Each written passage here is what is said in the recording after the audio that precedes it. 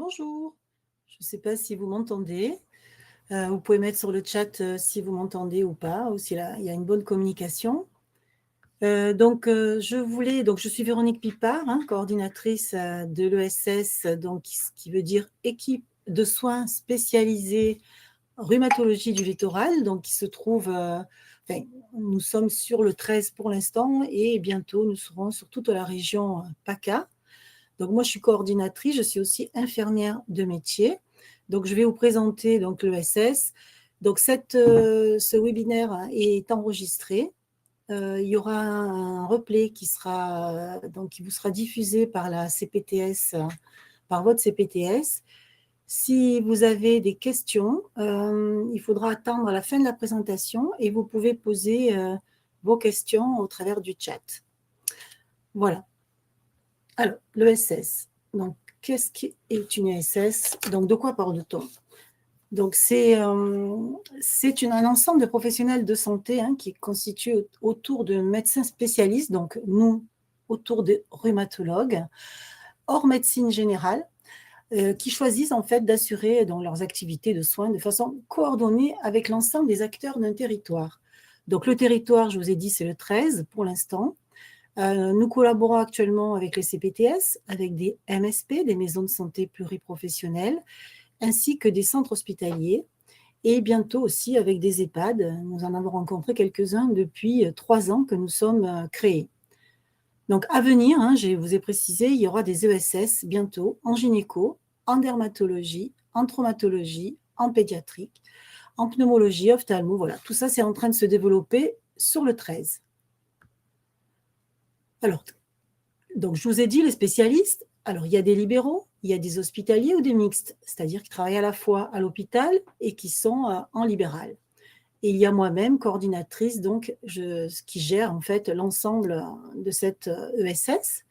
Donc, les missions principales de l'ESS, c'est bien sûr coordonner et organiser la médecine spécialisée de proximité, c'est-à-dire l'accès aux soins au second recours, coopérer avec les autres professionnels pour répondre aux soins non programmés et améliorer la qualité, pertinence des soins, que je vais vous détailler un peu plus loin, et animer une formation médicale continue auprès des médecins généralistes, des paramédicaux. Voilà, c'est en train de se mettre en place petit à petit. Donc l'association, on va passer, comme les CPTS, c'est une association de loi 1901. Nous sommes la première expérimentation qui a été mise en place sur le département du 13 depuis 2023, donc depuis 3 ans. Pour vous donner une idée, on a à peu près 420 médecins généralistes qui nous sont contactés pour nous envoyer leurs patients, voilà, selon certaines pathologies. Je vais vous l'expliquer aussi un peu plus loin dans une autre diapo.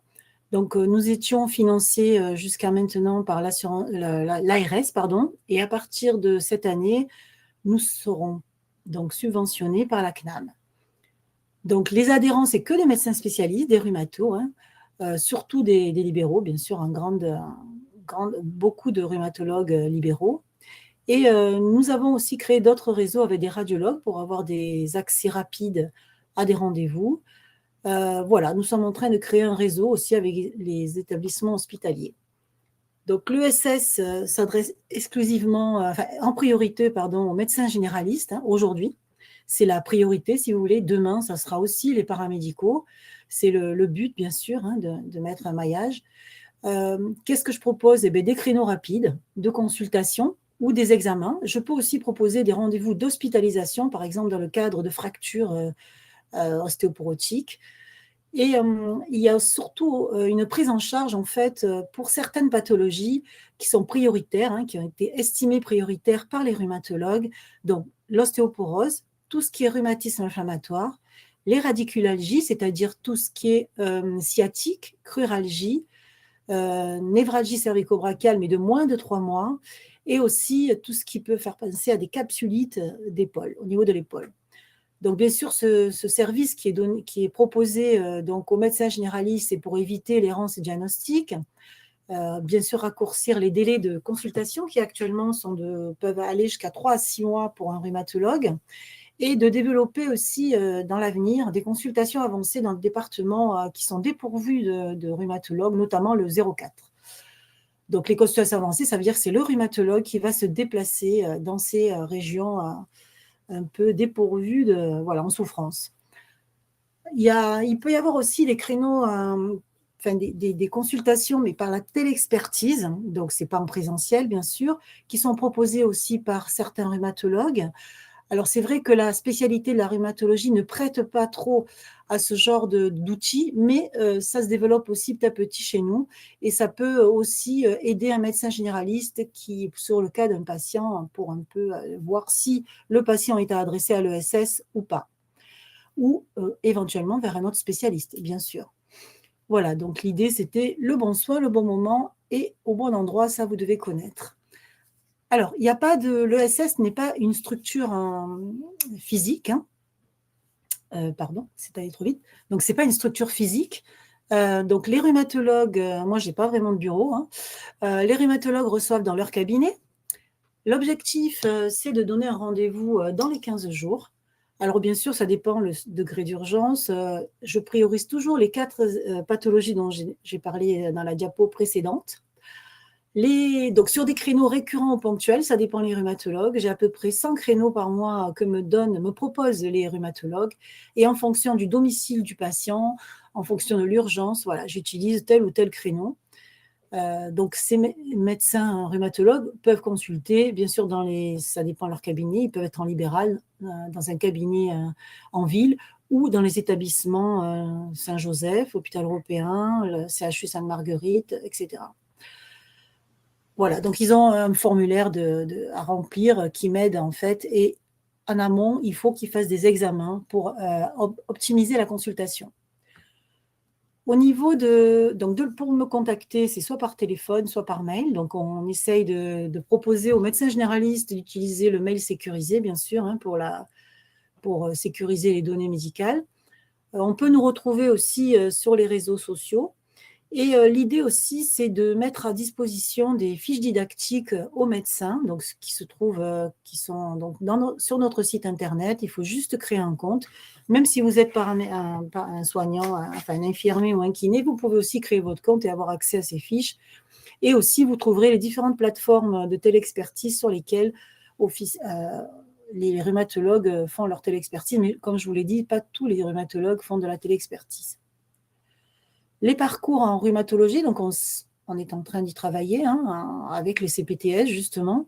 Donc, on commence à peine puisque, comme je vous l'ai dit, on était une expérimentation. Et là, on a, depuis à peu près un mois, la confirmation que nous sommes, que nous allons signer un contrat avec la CNAM pour justement, comme les CPTS toujours, pour s'engager sur une période de 5 ans. Donc là, nous allons pouvoir développer des objectifs, mettre en place des objectifs et développer des actions avec toutes les structures d'exercice coordonnés sur les territoires, et donc les CPTS, notamment au niveau de leur parcours.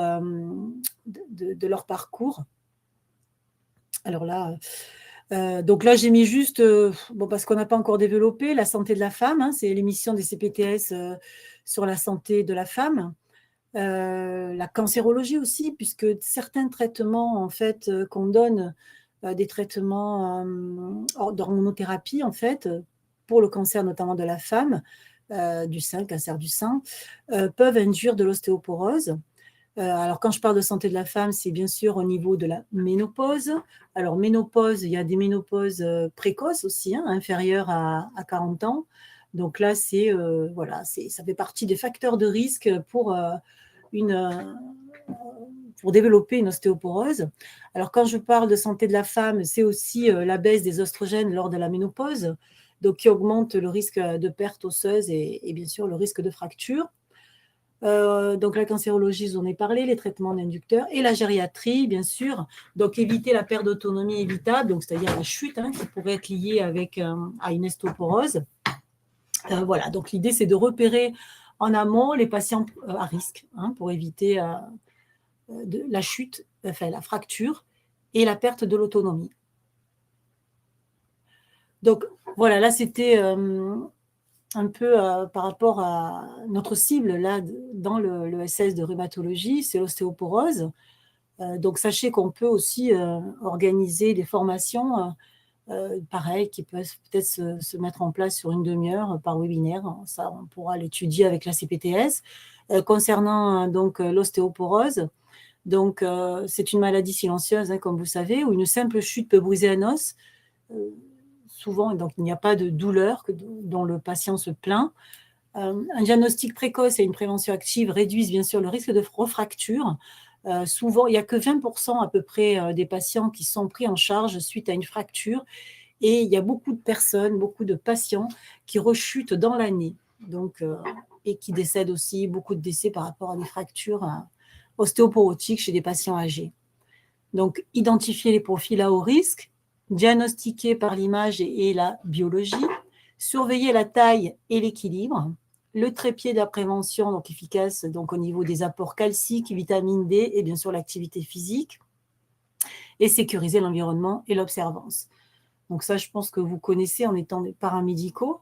Donc l'idée aussi des paramédicaux, c'est aussi une surveillance à domicile, donc par les infirmiers et éventuellement aussi les kinés qui interviennent à domicile pour justement surveiller le risque de tassement, tassement vertébral aussi, par exemple, une perte de taille de 2 à 4 cm, ou alors une douleur, une nouvelle douleur qui pourrait voilà, interpeller le soignant. Et là, peut-être qu'il faut mettre en place une radio avec le médecin généraliste et un suivi. En tout cas aussi, vous pouvez toujours me contacter pour que je puisse éventuellement ensuite vous rediriger vers un rhumatologue, enfin rediriger le patient surtout. Donc là, par exemple, dans le cadre de l'ostéoporose, dans quel cas le SS peut recevoir le patient dans le cas d'une ostéoporose fracturaire, dans le cas de facteurs de risque d'avoir une ostéoporose, et une ostéoporose aussi sans facteur de risque, mais là qui peut-être, ce serait peut-être l'occasion de faire justement dans ce cadre-là une demande de télexpertise pour savoir qu'est-ce que le médecin traitant peut mettre en place avec, bien sûr, la conduite à tenir du rhumatologue. Donc, je ne vous détaille pas, hein, c'est juste pour... donc, vous sachez que je peux donner des rendez-vous d'hospitalisation pour une ostéoporose fracturaire. Et bien sûr, des rendez-vous de consultation assez rapidement. Mais aussi, si le patient n'a pas fait de densitométrie, d'ostéodensitométrie, je peux aussi donner des rendez-vous à la fois par le rhumatologue qui fera la densitométrie. Donc, il y aura la consultation dans le même temps. Donc là, j'ai mis un programme ICOP que vous connaissez dans votre CPTS, donc qui était la prévention de la perte d'autonomie. Donc c'est le dépistage à partir de 60 ans d'éventuelles fragilités liées à l'âge. Donc en tant que SS, donc par rapport à l'ostéoporose, on pourrait éventuellement s'immiscer dans ce programme justement pour aider à dépister en fait l'ostéoporose et prévenir les chutes. Voilà, donc ça c'était juste un petit rappel un peu du programme ICOP qui vous a été proposé, je crois, en fin d'année dernière par la CPTS. Pour l'ostéoporose, donc il y a des brochures qui sont à disposition du public et des professionnels de santé. Donc vous avez sur le site du Griot, voilà, donc elles peuvent être distribuées bien sûr aux patients, éventuellement aussi mettre dans les salles d'attente aussi, ça peut être aussi intéressant pour votre pratique quotidienne, voilà, donc ou le distribuer aux patients. Voilà pour la présentation. Je ne sais pas si vous avez des questions voilà, suite à ce webinaire. Donc il y aura un replay pour ceux qui n'ont pas pu venir. Voilà, donc n'hésitez pas à poser vos questions pour que je puisse y répondre. Et si vous n'avez pas des questions, écoutez, c'est que j'ai bien tout expliqué.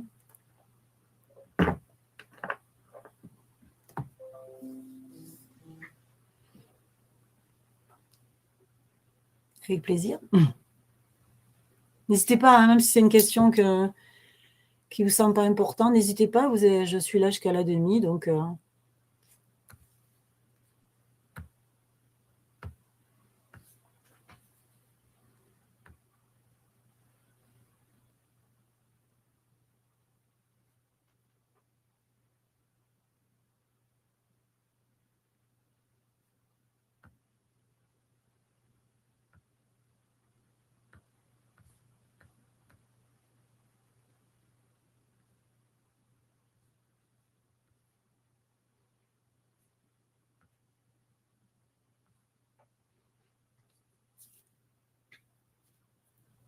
Donc, quand je vous disais que l'ESS est sur le 13 actuellement, le département du 13, donc nous sommes en train de nous organiser pour développer sur tout le département, enfin, pardon, la région PACA. Donc, certains départements donc, sont dépourvus de rhumatologues, donc il n'y aura pas les mêmes actions dans chaque département. Je sais que dans le 06, il y a beaucoup de rhumatologues, donc ils sont concentrés bien sûr sur le littoral.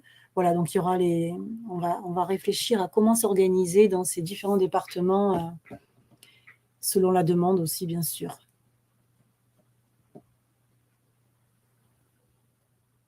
Donc, si vous avez en tant que paramédical besoin de passer par l'ESS, n'hésitez pas à aller voir les médecins généralistes. Donc, nous avons envoyé plusieurs mailings et voilà, plusieurs mailings et on a pour l'instant 420 médecins qui nous ont contactés depuis 3 ans, bien sûr pour pas qu'un patient, hein, pour plusieurs patients. Donc, n'hésitez pas à nous présenter, à nous faire connaître aux médecins généralistes pour qu'ils puissent nous envoyer leurs patients.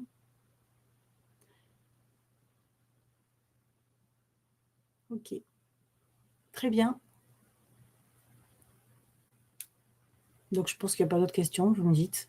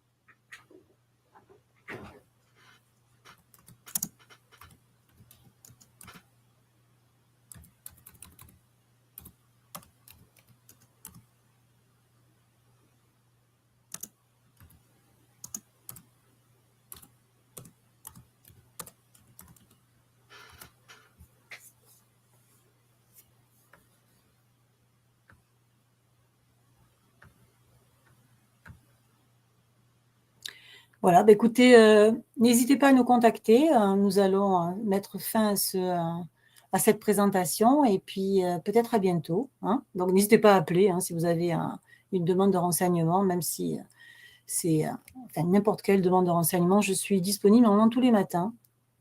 Voilà, au revoir.